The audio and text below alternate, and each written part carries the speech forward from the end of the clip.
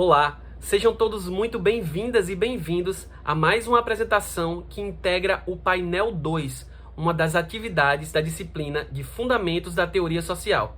Essa disciplina dividiu 3 painéis temáticos. Nesses 3 painéis temáticos estão integrando 12 textos que foram divididos para 12 grupos e que representam 12 trabalhos de Hércules. No caso do painel 2, nós discutimos acerca dos conceitos de homem, natureza e cultura, sob o tema A Dificuldade de se Ver com o Olhar que se Vê. O nosso grupo é o Cossa de Serineia, que é um dos trabalhos de Hércules, e nós gostaríamos que vocês conhecessem um pouco desse mito. Disse que a ninfa Taígete, para fugir do assédio implacável de Zeus, foi transformada pela deusa Ártemis em uma enorme coça, maior que um touro, com chifres de ouro maciço polido e pés de bronze, que corria com assombrosa rapidez e nunca se cansava. Sua velocidade era tamanha que era capaz de ultrapassar uma flecha e até mesmo conseguiu escapar da própria deusa, quando esta capturou um rebanho de cervos para puxar sua carruagem. Após essa fuga, Hera conduziu a coça para o Monte Serineia. Euristeu conferiu esse terceiro trabalho a Hércules, porque sabia que a coça era propriedade sagrada de Ártemis e Hera, e isso colocaria o herói contra as deusas. Existem 2 versões desta tarefa, que levou 1 ano para ser realizada e percorreu uma larga extensão de terra até os Hiperbóreos. A primeira é a de que Hércules a perseguiu incansavelmente sem nunca alcançá-la, até que, exausta, a coça parou para beber água e foi ferida levemente por uma das flechas do herói. A segunda, que o herói preparou uma armadilha no templo de Ártemis com uma rede para não machucar a coça. Assim que o animal entrou no templo para descansar da perseguição, Hércules soltou a rede e o capturou. A simbologia da coça apresenta 2 aspectos de interpretação. Por ser consagrada a Ártemis, carregava pureza e virgindade acentuadamente, mas o bronze em seus pés poderia pervertê-la, fazendo-a apegar-se a desejos terrenos. O metal isolava o animal do mundo profano, mas ao mesmo tempo aterrava, impedindo voos mais altos. Seus chifres de ouro representavam a força da alma, um vigor capaz de preservá-la de qualquer fraqueza espiritual. É como se toda a dificuldade na execução do trabalho fosse necessário para o herói usar de estratégia e delicadeza para lidar com a sensibilidade ambígua inerente ao indivíduo. É bem verdade que a gente não está por aí perseguindo uma coça veloz por entre as Arcádias. Mas a gente também não pode dizer que não tem um trabalho hercúleo ao discutir o texto Vida Líquida, de Zygmunt Bauman. Você já deve ter ouvido falar nesse conceito: sociedade líquida, medo líquido. Essa sociedade caótica que nós vivemos foi desenhada por esse filósofo, que nós vamos conhecer um pouquinho agora. Zygmunt Bauman foi um sociólogo e filósofo polonês e britânico. Nasceu na Polônia em 19 de novembro de 1925 numa família judia. Foi o autor do conceito modernidade líquida, o qual expressa que estamos vivendo tempos de instabilidade e volatilidade. Suas concepções sobre a modernidade e sua crítica ao mundo capitalista encontraram eco nos movimentos anti-globalização e anticapitalistas. Para entender o conceito de modernidade líquida, precisamos recordar quais são as propriedades dos líquidos. Estes se caracterizam pela instabilidade, falta de coesão e de uma forma definida. A modernidade líquida, portanto, se caracteriza por uma sociedade e um tempo onde tudo é volátil e adaptável. Se contrapõe à década anterior, a modernidade sólida, onde a sociedade era ordenada, coesa, estável e previsível. Nada está fixo, parado ou inalterado na modernidade líquida. Ela é mutante e instável, ou em outras palavras, caótica. Tudo pode ser adaptável, seja a profissão, os relacionamentos, a religião, etc. É autor das seguintes obras: Modernidade e Holocausto, Em Busca da Política, modernidade e ambivalência, globalização, as consequências humanas, modernidade líquida, amor líquido, medo líquido, vida para o consumo e estranhos à nossa porta. Algumas frases célebres de Bauman são: a preocupação com a administração da vida parece distanciar o ser humano da reflexão moral. Na era da informação, a visibilidade é equivalente à morte. Viver entre uma multidão de valores, normas e estilos de vida em competição, sem uma garantia firme e confiável de estarmos certos, é perigoso e cobra um alto preço psicológico. Loucos são apenas os significados não compartilhados. A loucura não é loucura quando compartilhada.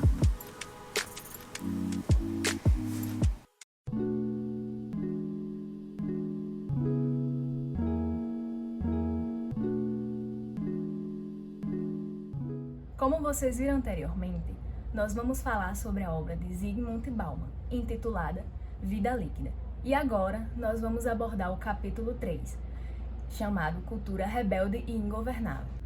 Você sabia que o conceito de cultura está diretamente ligado com o conceito de gerenciamento?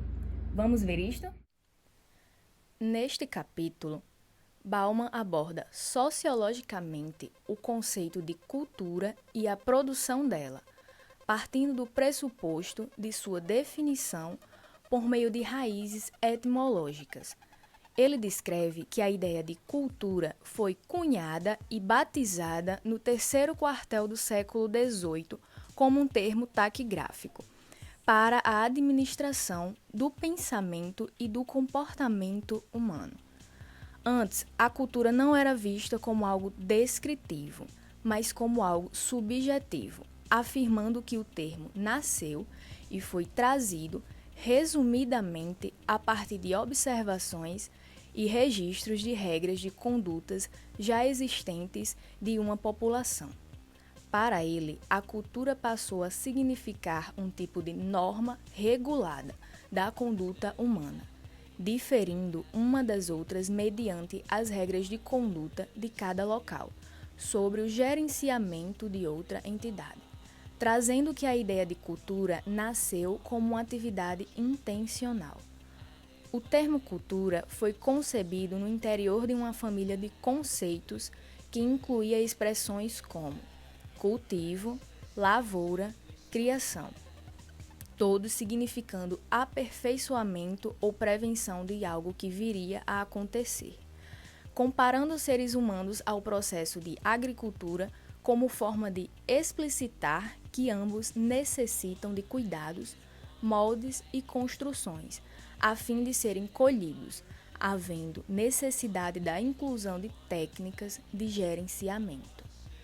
Baseado no exposto, Bauman descreve que o conceito de gerenciar surge antes do conceito de cultura, que seria, em suma, o ato de que as coisas devem ser feitas de uma forma que as pessoas não conseguiriam fazer sem precisar de ajuda, significando a manipulação das probabilidades. Após a definição do termo cultura, veio o sentido de gerenciamento, que viria a ser descrito como a prática da obtenção do sucesso ou do sair-se bem em determinada ocasião.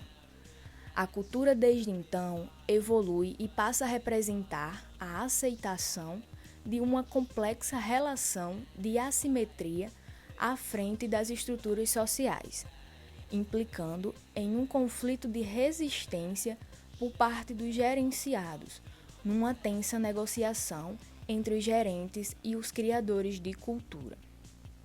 Theodor Adorno afirma que a inclusão do espírito objetivo de uma era na palavra cultura é trair desde o princípio a visão gerencial, desembrulhando.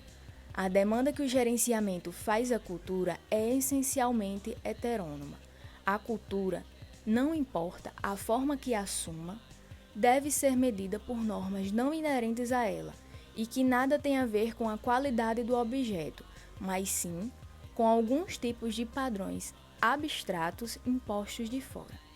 Em contraposição, aos olhos do gerenciado, é a visão de uma injustificada e uma indesejada repressão, e traz consigo um veredito de ilegitimidade e de injustiça, aparentando uma oposição ao gerenciamento. Zygmunt Bauman demonstra que o choque entre os opostos é inevitável, tendo em vista que não há uma possibilidade de apaziguamento, sendo relações intrinsecamente agonistas, possuindo objetivos opostos, mas só conseguindo conviver pela orientação de seus conflitos.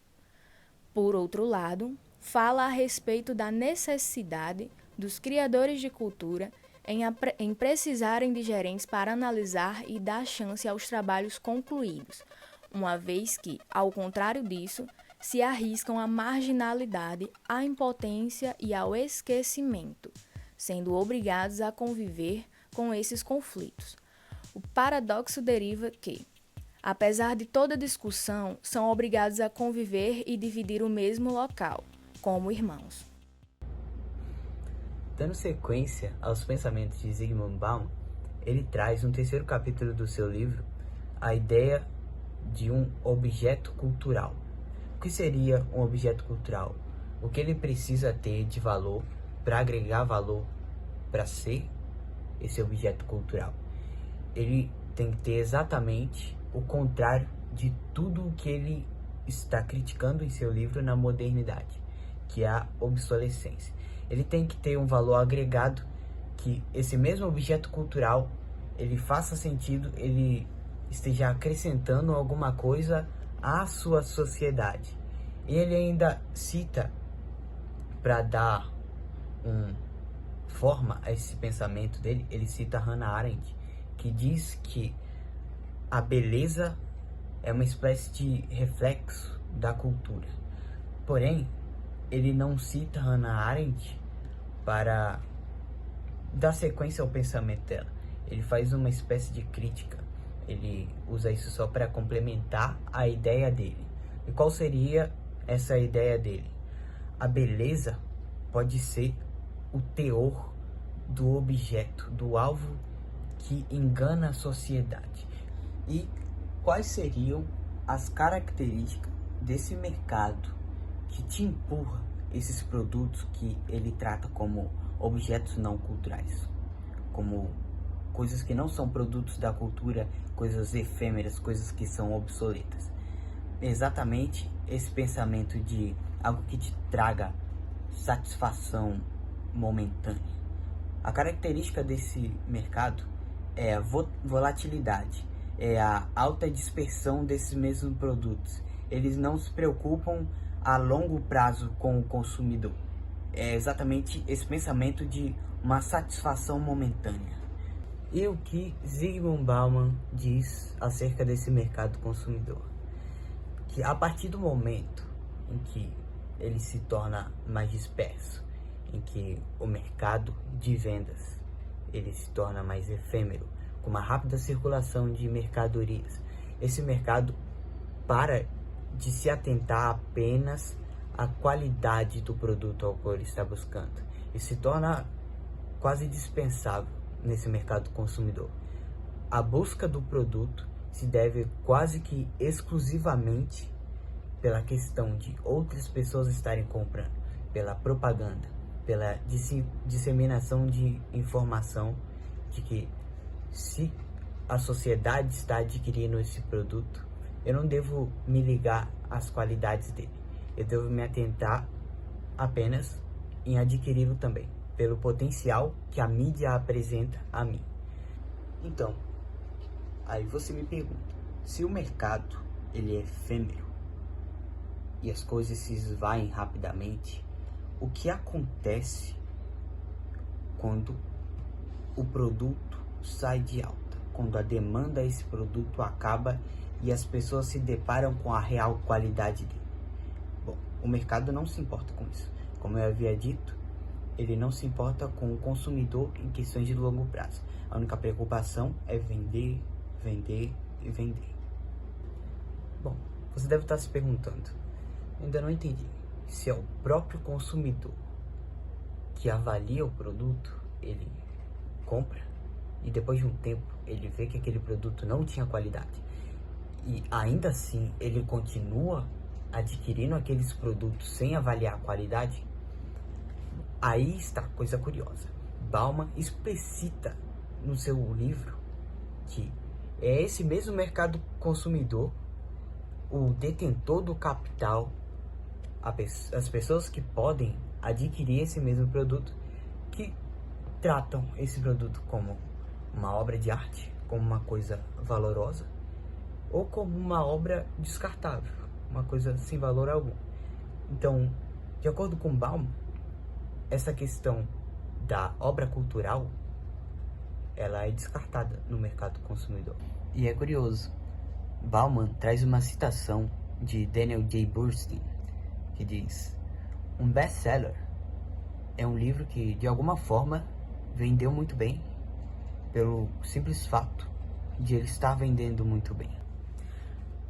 Bauman diz em seu livro que críticos de arte não conseguiram encontrar uma correlação clara entre esse status de fama, esse status de uma obra célebre, de um best-seller, por exemplo, que fez muito sucesso, com um valor cultural agregado.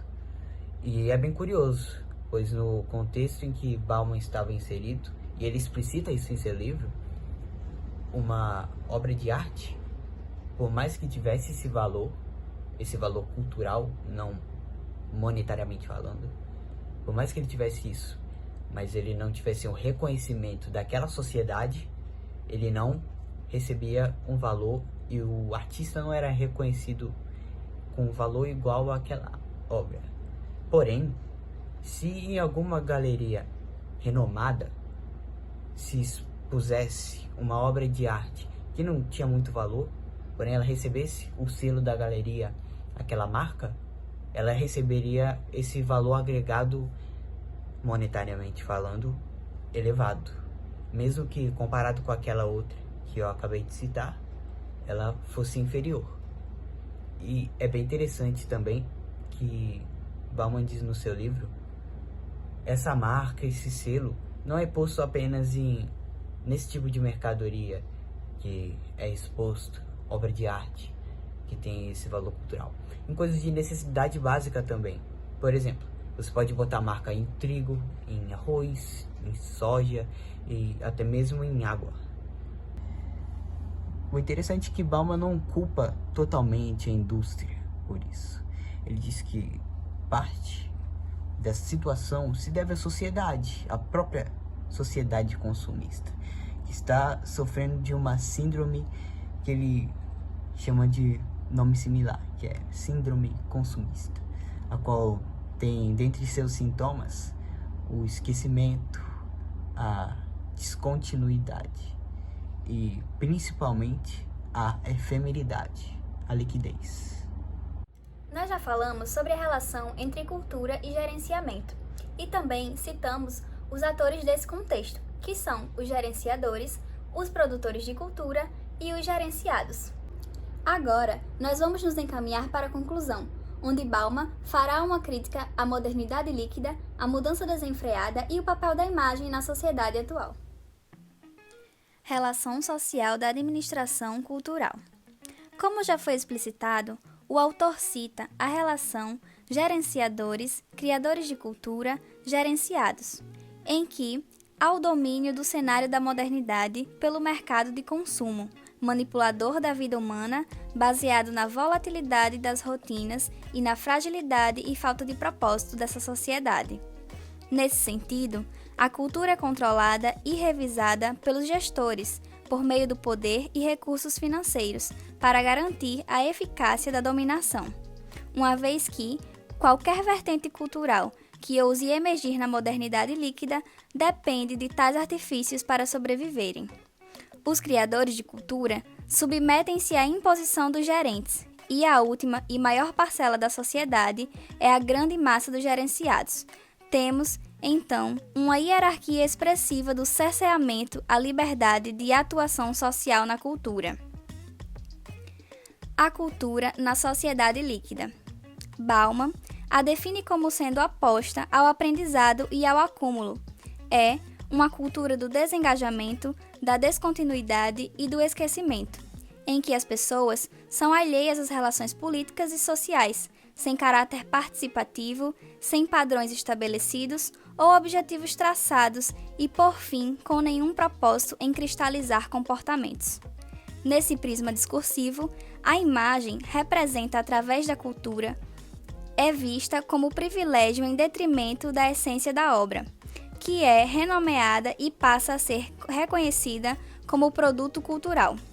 O autor cita como exemplo a consolidação de marcas e valorização de seus produtos apenas pelo imaginário criado ao redor do conceito de prestígio de uma determinada imagem, embelezada e qualificada por sua representação e não pelo seu significado. Mudar é preciso. A frase é comum e quase sempre representa uma perspectiva positiva. Mas você já se questionou qual o real papel da mudança em nossas vidas e o quanto ela é presente? De maneira sutil e imperceptível, estamos a todo momento mudando, substituindo, descartando, trocando e consumindo. Seja um novo modelo de celular, uma roupa da moda ou até mesmo estilos de vida. Estamos sempre em constante instabilidade, seguindo fluxos que não são criados por nós, mas que são dados a nós, de bandeja por uma mística que nos leva ao consumo desenfreado, irracional e inconsequente. Bauman expõe a reflexão sobre a mudança constante, sinalizadora da ausência de perspectiva ou planejamento no curso da existência humana. Sem objetivos nas realizações, a humanidade sobrevive sem rumo, em futilidade e tolice, citando o autor. Ademais, ele também exemplifica como o fato dos materiais utilizados para a produção dos produtos artísticos na sociedade líquida passaram a ser de menor qualidade para garantir sua momentânea existência e favorecer a chegada das próximas obras a serem consumidas, fato que representa o modus operandi dos gestores da modernidade, da transformação constante, onde a única regra estabelecida é a de que a mutabilidade frenética é intrínseca à realidade atual. Aparentar ser de fato não importa. Citando artistas que ele julga serem característicos da sociedade líquido-moderna, Bauman conclui que representar é a intenção impregnada na arte, da cultura no contexto do qual estamos vivendo. A liquidez da cultura é estar atada ao figurar infinitas vezes e de várias formas. Parafraseando o filósofo Maquiavel, aparentar ser é mais importante do que ser, de fato. Essa frase, citada no século XV, retorna ao cenário vigente de maneira prática e visível. A cultura da sociedade atual nas redes sociais é claramente a execução dos pensamentos de Maquiavel. Expor as fotos perfeitas de uma vida sem percalços tem sido a principal motivação de pessoas que se esforçam para aparentar diante dos outros ou para alcançar o nível de suposta felicidade plena de alguém, e muitas vezes vivendo nas entrelinhas da vida virtual um cenário caótico de problemas relacionados à autoestima, ansiedade e depressão.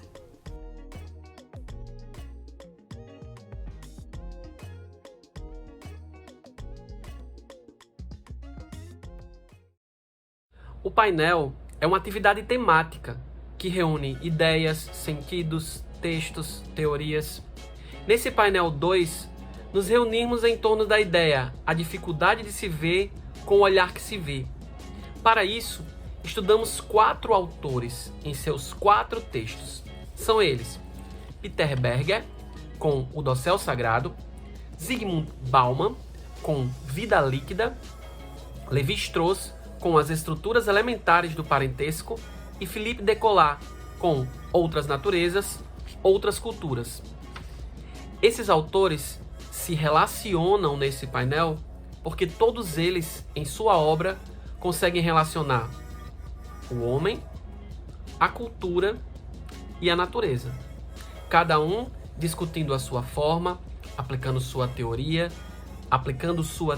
social, observando os comportamentos e vendo como poderiam contribuir com as suas ideias.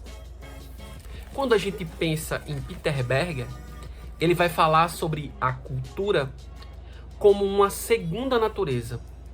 Para ele, o trabalho de ressignificação do ser humano é sempre inacabado. Sempre vai gerar esse mundo aberto. Todo tempo você vai ser confrontado com as coisas que vão te fazer repensar a sua situação. Lévi-Strauss entende que é possível encontrar um fundamento universal das culturas e que essas culturas elas são formadas por sistemas simbólicos de oposições, ou seja, por dualismos que compõem a totalidade social. Esse elemento que reúne todas as culturas para Lévi-Strauss seria, por exemplo, o incesto. E ele entende essa proibição do incesto enquanto uma passagem do estado de natureza para um estado cultural, porque é nesse momento onde se institui a regra, onde se consegue instituir o princípio da reciprocidade. E a partir disso, o ser humano começa a se organizar em sociedade por meio da cultura.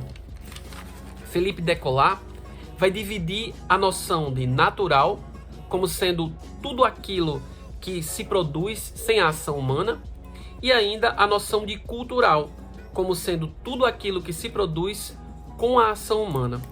Para ele, nós somos frutos da mistura do natural com o cultural.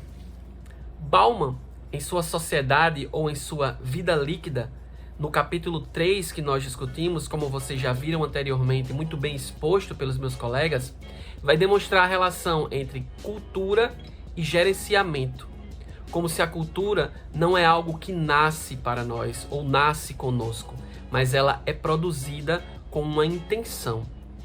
São essas reflexões que ficam para nós do painel 2, de que é impossível dissociar as discussões que permeiam o homem, a natureza e a cultura.